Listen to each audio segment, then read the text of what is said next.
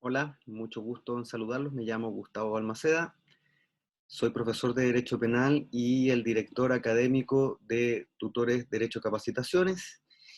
Yo ahora les voy a hacer una pequeña clase frente a todos los tristes acontecimientos que estamos viviendo, de pandemia, de crisis sanitaria, etcétera, y les voy a hacer una clase sobre un delito que hemos escuchado conversando con nuestros amigos, parientes, que hemos visto en la televisión, etcétera, referente a la puesta en peligro de la salud pública por el contagio o propagación de enfermedades.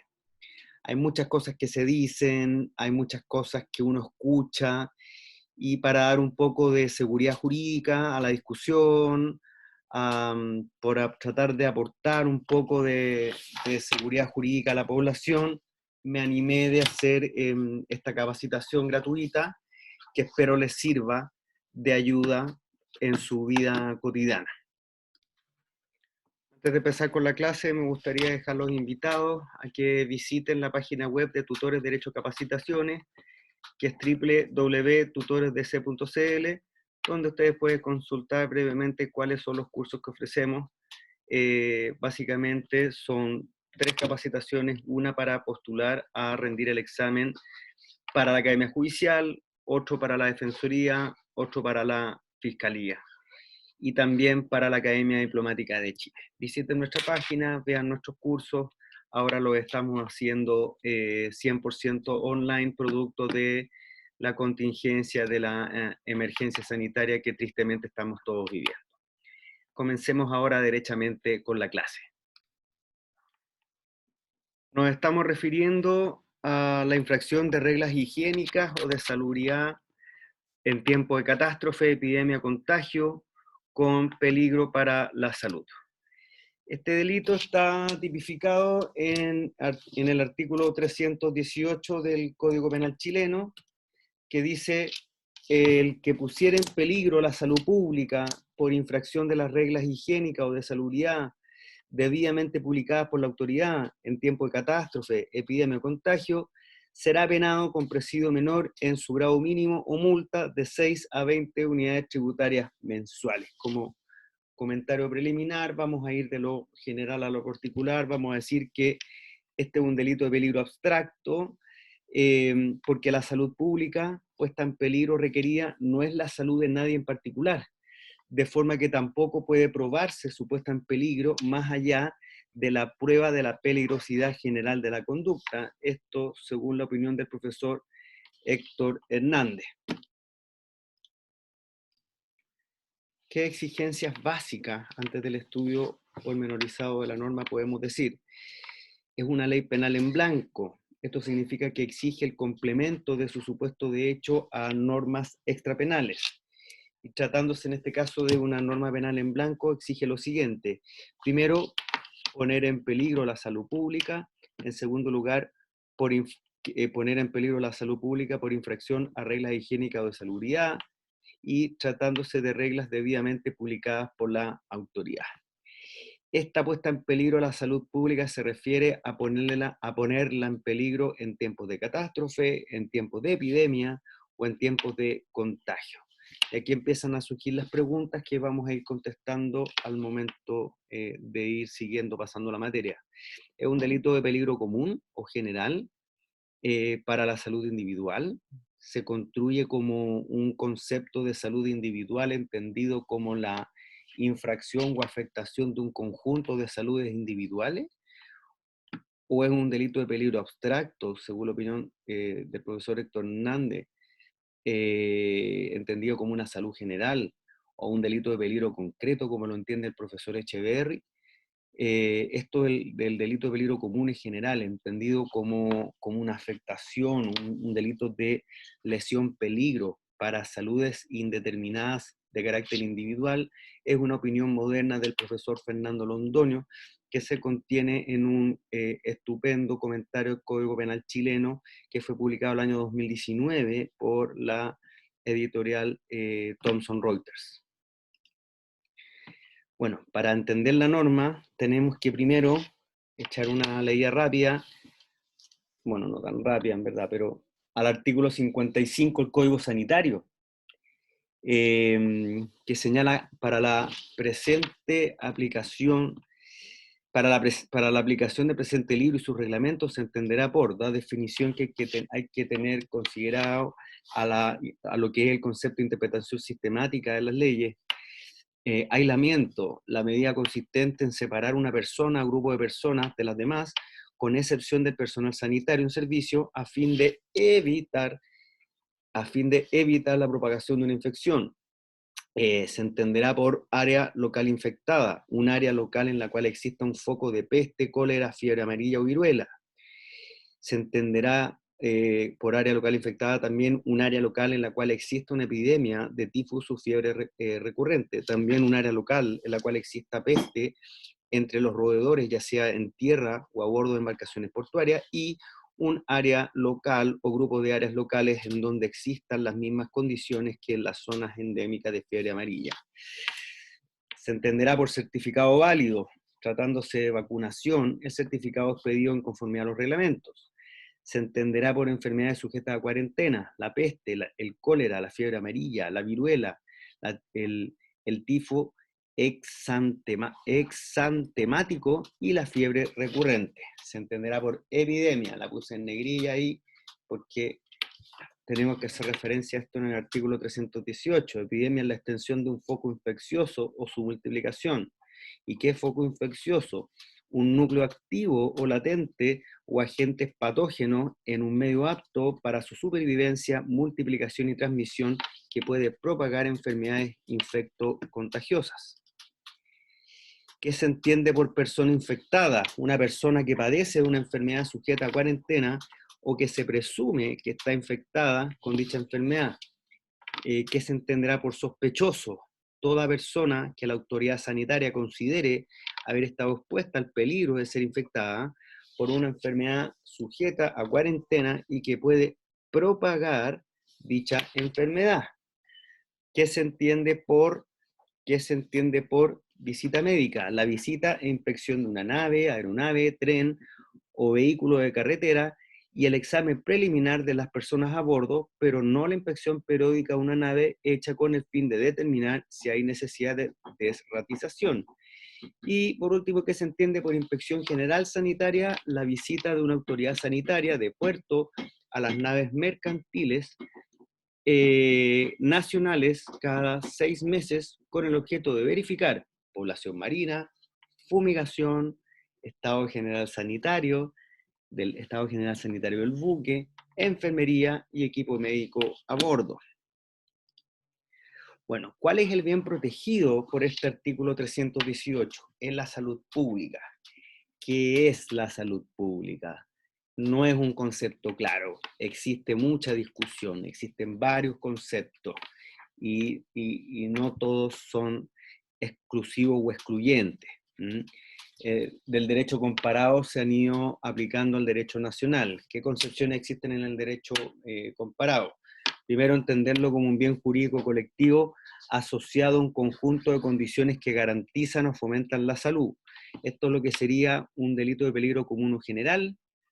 Esto es lo que sería el concepto del profesor Echeverry, del profesor del Río, y también lo encontramos en una sentencia de la Corte Suprema del 27 de octubre de 1970.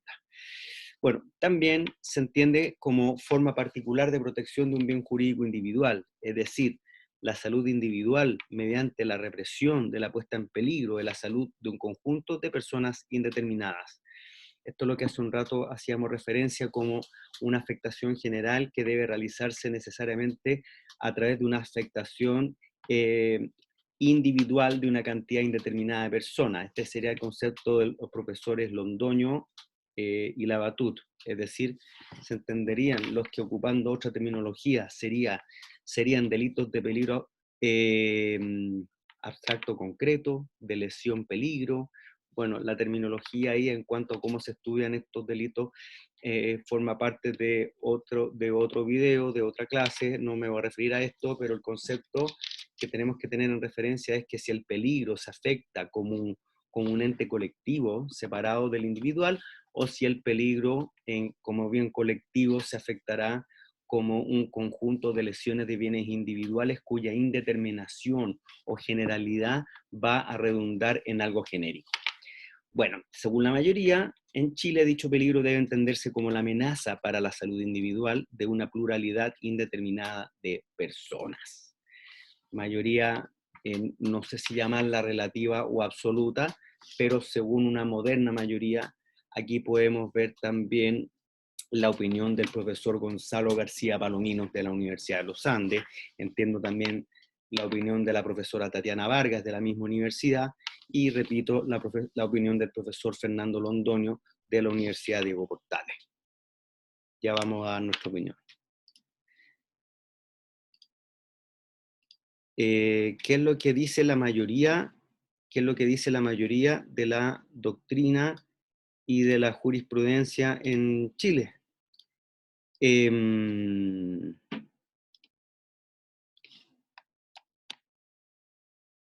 Lo protegido en la salud pública entendía en referencia a la salud individual de un número indeterminado e indeterminable de personas, opinión que hemos repetido varias veces del profesor Fernando Londoño. En este sentido, aquí ya entramos en otro campo, se trataría de una técnica de tipificación denominada de peligro común, o sea, adelantadora de la barrera de protección de la salud individual. Esta es una explicación que hace el profesor Héctor Hernández, pero no asumiendo precisamente esta opinión, mejor dicho. Esto que acabamos de decir sería una explicación de la aproximación que efectúa el profesor Fernando Londoño, entendiendo que esta técnica de tipificación significaría un adelantamiento de la barrera de la punibilidad. Nosotros no lo entendemos así, ya vamos a dar nuestra opinión un poco más adelante. La jurisprudencia ha dicho que se cautela la salud o la vida de un número indeterminado de individuos, y que en su esencia se caracterizan por el peligro común o colectivo que ellos representan. Esta es una sentencia del 27 de octubre de 1970.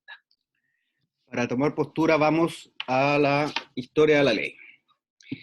En una dimensión colectiva, que es la que asumimos nosotros y que ya vamos a explicar cómo la asumimos un poquito más adelante, se señala también que la salud pública se comprende con autonomía respecto de la salud individual de la siguiente manera: ya sea como la salud general de los ciudadanos, ya sea como un bien social, ya sea como un estado en el que un pueblo ejerce normalmente sus funciones orgánicas, de otra forma entendida como la salud de las personas en general, o como la afectación a la salud de las personas en general, sin atender hacia algún bien jurídico individual ha sido concretamente lesionado. Bueno, ¿qué naturaleza tiene esta norma? Es una ley penal en blanco. Como toda ley penal en blanco, requiere el complemento de su supuesto de hecho a normativa de rango inferior. Entonces aquí el núcleo de lo punible se define en las reglas higiénicas o de salubridad.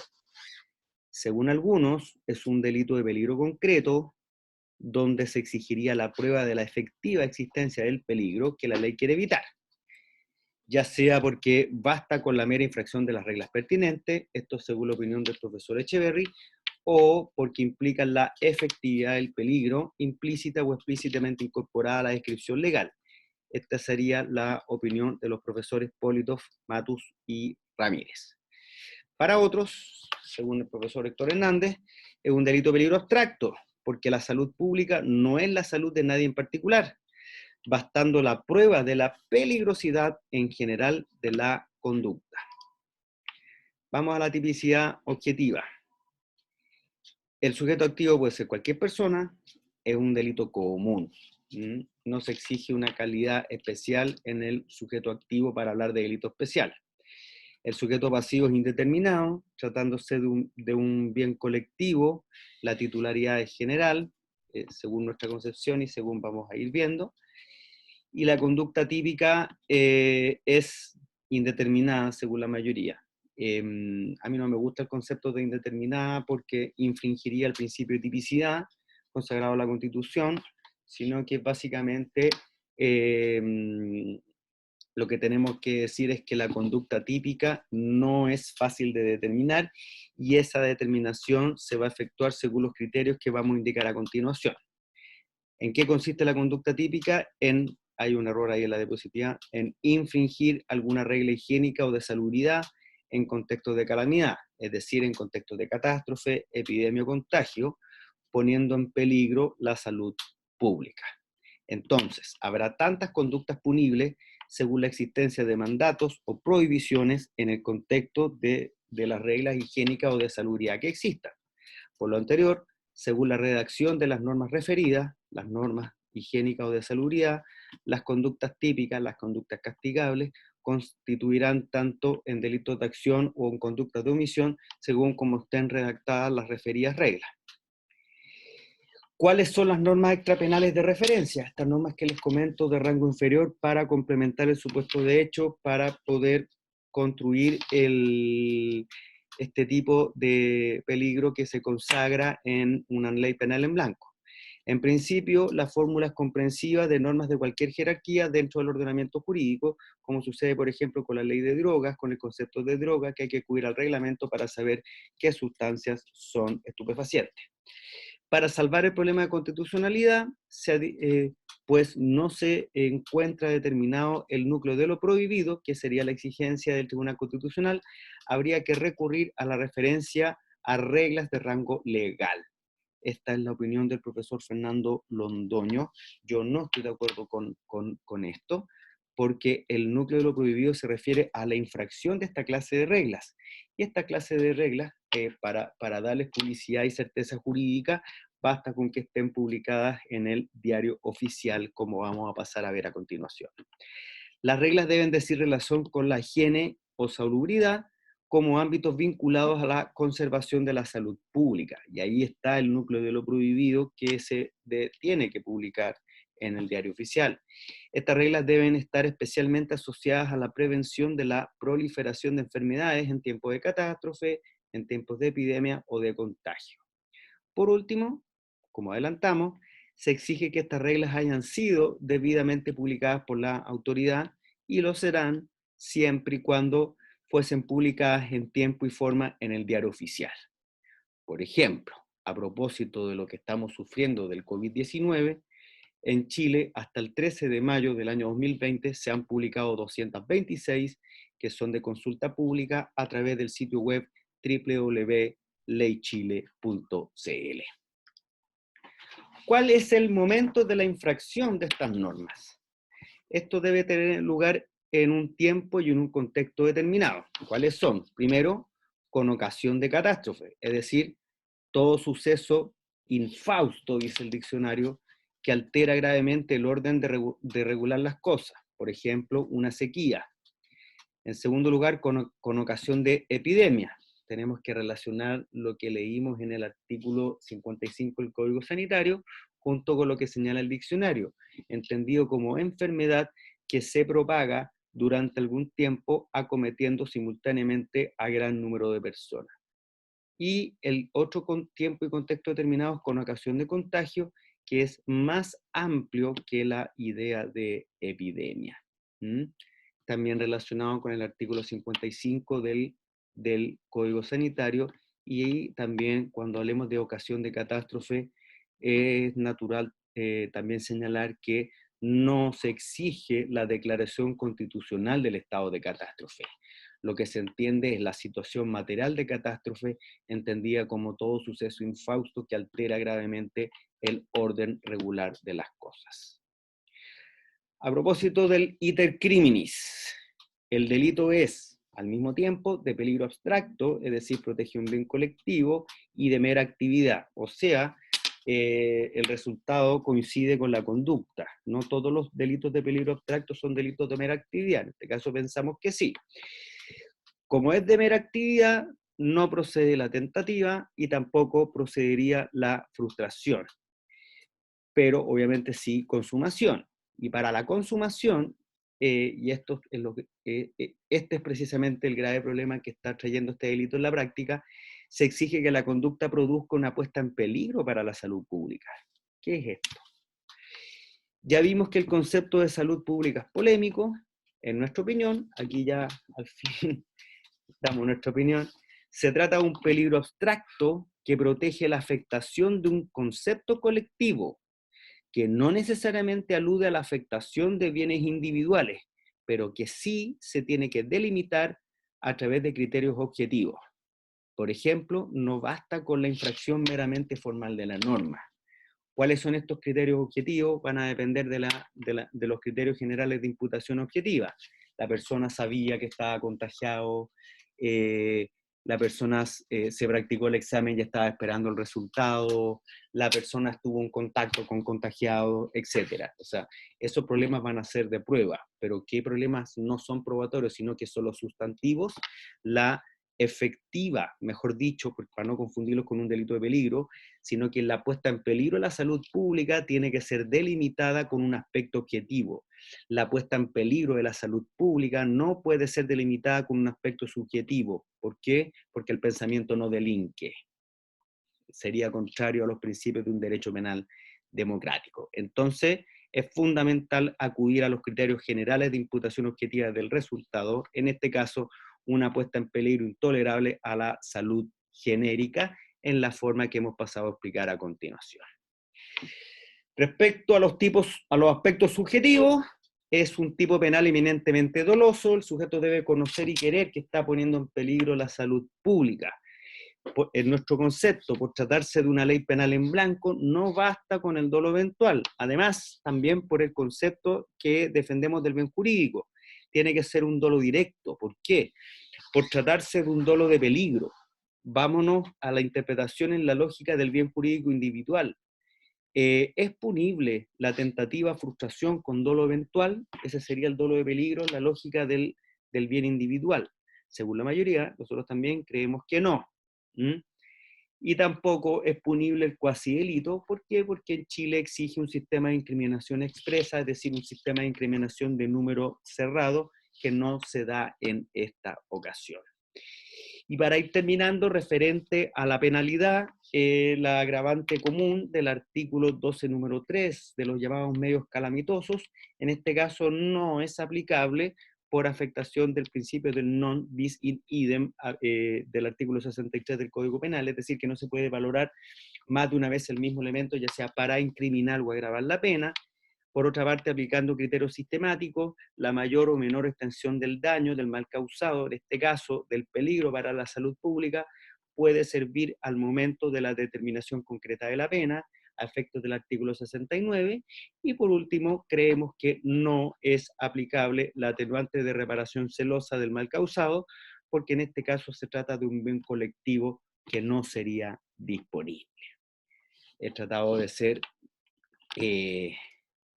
lo más resumido posible para explicar un problema de gran complejidad pública en este momento. Espero muy sinceramente que les haya servido esta pequeña clase.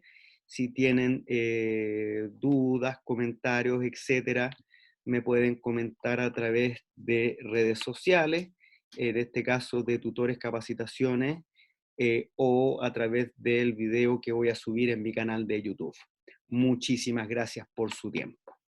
Hasta otro video.